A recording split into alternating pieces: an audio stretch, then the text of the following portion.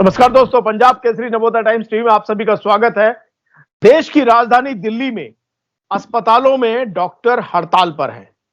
कई जगह ये सुनने में आ रहा है कि गंभीर पेशेंट्स जो हैं वो ओपीडी में आए या इमरजेंसी में आए और उनको नहीं देखा गया, और ये भी सुनने में आ रहा है कि एक दो हादसे भी हुए हैं।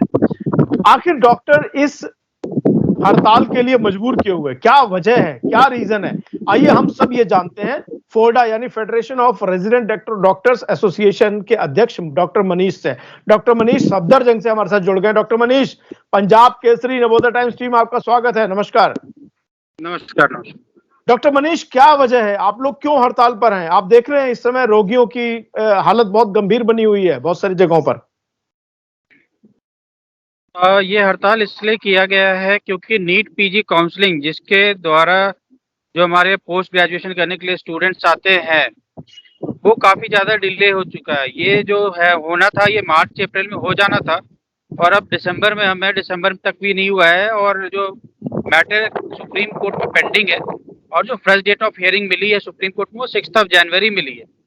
ये डिले इसलिए हो रहा है क्योंकि कुछ रिजर्वेशन पॉलिसीज में प्रॉब्लम में क्या है मॉडिफाई करने का टाइम मांगा है सरकार ने अपनी तरफ से।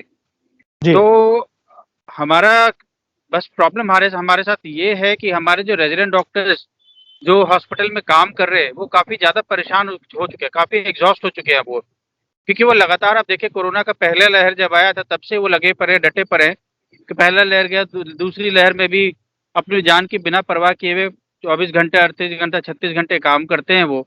और अभी भी जब कोरोना चला गया है अब केसेस कम है तब भी उनके ऊपर काफ़ी बर्डन है।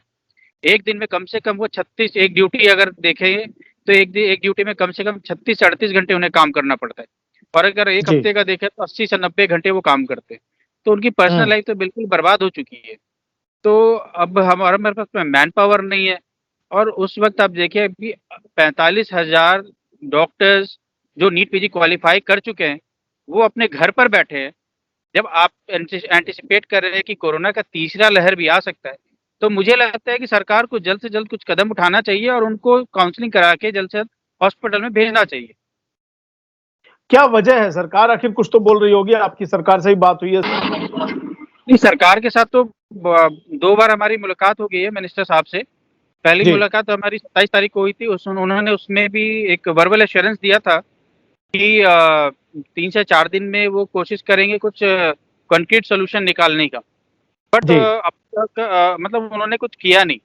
तो हमने पहले पहले तो 27 तारीख से हमने ओपीडी से अपने रेजिडेंट डॉक्टर्स को विथड्रॉ किया। फिर हमें सोचा कि हमारी बात सुनी जाएगी बट हमारी बात सुनी नहीं गई।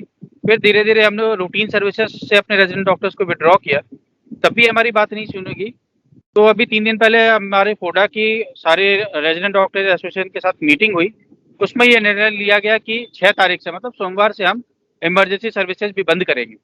तो अभी देखा जाए तो इमरजेंसी और रूटीन सर्विसेज दोनों बंद हैं। और कल हमारी मिनिस्टर साहब से फिर से मीटिंग हुई थी, उसमें उन्होंने फिर से एक वर्बल एश्योरेंस दिया है।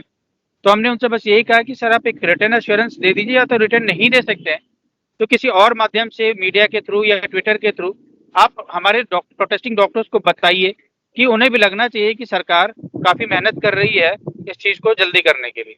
बट अभी तक जी। हमारे पास कुछ आया नहीं है। डॉक्टर मनीष, बट आपको लगता है कि इमरजेंसी सेवाएं बंद करने के बाद हालात बहुत खराब हो गए हैं, कई लोग अपनी जान तक गंवा चुके हैं? नहीं, जैसा कि मैं आपको बता दूं इमरजेंसी हमने बंद नहीं किया है, हमने अपने रेजिडेंट डॉक्टर्स को वहां से विड्रॉ किया। अगर अभी आप देखें तो ओपीडी और इमरजेंसीज में सीनियर फैकल्टीज जो हैं वो काम कर रहे हैं, वो मरीजों को देख रहे हैं। ऐसा नहीं है कि हमने गेट बंद कर दिया और हम मरीजों को जाने नहीं दे रहे, ऐसा बिल्कुल भी नहीं है। सीनियर फैकल्टीज जो है सीनियर कंसल्टेंट्स वो पेशेंट्स को देख रहे हैं अंदर और उनकी ट्रीटमेंट चल रही है।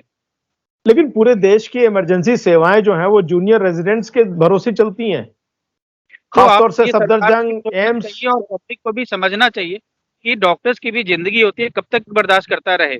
अब ये सोच लीजिए 2 साल होने जा रहा है, नॉन स्टॉप काम कर रहे हैं 36 घंटे 38 घंटे, उनकी मानसिक स्थिति भी खराब होती जा रही है। तो आप मैन पावर बढ़ाइए, डॉक्टर्स ने कभी काम करने से मना नहीं किया, हमेशा जी। पेशेंट के लिए खड़े होते हैं। आप देखें तो कोरोना के दोनों लहर में भी हमारे डॉक्टर्स डट के खड़े रहे और बिना जान की परवाह किए हुए मरीजों की सेवा की है। तो आपकी नजर में इस हालात के लिए जिम्मेदार स्वास्थ्य मंत्रालय या स्वास्थ्य मंत्री हैं? नहीं, मैं जो भी जिम्मेदार हो, चाहे डिपार्टमेंट वो सोशल जस्टिस मंत्रालय हो या कोई भी हो, हमारा बस यही एक ही हमारा डिमांड है कि आप काउंसलिंग जल्दी से जल्दी कराइए। जी, नहीं, काउंसलिंग जल्दी ना कराने में अभी क्या वजह, क्या ये क्या समस्याएं बता रहे हैं, आखिर क्या कारण क्या है? किसी ने कोर्ट में पीआईएल डाल रखा है सुप्रीम कोर्ट में रिजर्वेशन पॉलिसी के रिगार्डिंग, ओबीसी और जी ईडब्ल्यूएस के रहा है। तो जी मेरा बस यही कहना है कि आप गेम के बीच में रूल तो नहीं चेंज कर सकते। जी आपने स्टार्टिंग में प्रोस्पेक्टस निकाला, आपने उस प्रोस्पेक्टस के हिसाब से एग्जाम कराया, आपने उस प्रोस्पेक्टस के हिसाब से रिजल्ट डिक्लेयर किया, उसके बाद मेरे हिसाब से तो काउंसलिंग भी उसी प्रोस्पेक्टस के हिसाब से होना चाहिए। आपको जो भी मॉडिफाई करना है रिजर्वेशन पॉलिसी में, अब फरवरी में दूसरा एग्जाम आने वाला है, आप उसमें कीजिए मॉडिफाई करके, आप इधर काउंसलिंग स्टार्ट कीजिए। हम क्यों इतने दिन तक वेट कर रहे हैं? ऐसा तो नहीं है कि 6 जनवरी को कोर्ट ये कह देगी कि नहीं आप काउंसलिंग कराइए। ये मैटर कब तक जाएगा? मार्च फरवरी तक जाएगा, मार्च तक जाएगा, पता नहीं। तब तक ये हम सोच लिए कि 1 साल का पूरा नुकसान हो रहा है। जो डॉक्टर्स जो घर पे बैठे हैं, उनका पूरा 1 साल का नुकसान है।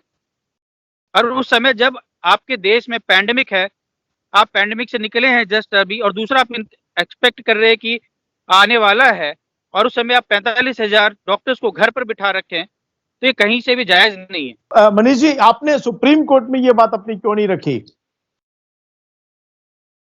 कि ये काउंसलिंग कराई जाए? पार्टी है ना, पार्टी हम आप तो है उसमें नहीं पार्टी नहीं है? नहीं, हम पार्टी नहीं है सुप्रीम कोर्ट में। ओके, तो अब क्या लग रहा है, हल इसका कब तक निकलने की उम्मीद लग रही है? क्या, कैसे इस पूरे मामले का हल निकलेगा? हल तो निकालना है, तो सरकार को ही हल निकालना है। तो हम उम्मीद करते हैं कि जल्दी इस मामले का हल निकलेगा, क्योंकि मरीजों के लिए ये बहुत जरूरी है कि डॉक्टर उनकी देख रेख करे और उनका ध्यान रखे, लेकिन साथ ही डॉक्टरों के लिए भी जरूरी है कि सरकार उनके हितों की रक्षा करे। मनीष, आप हमारे साथ जुड़े, आपका बहुत बहुत धन्यवाद। डॉक्टर मनीष, शुक्रिया, थैंक यू। Thank you.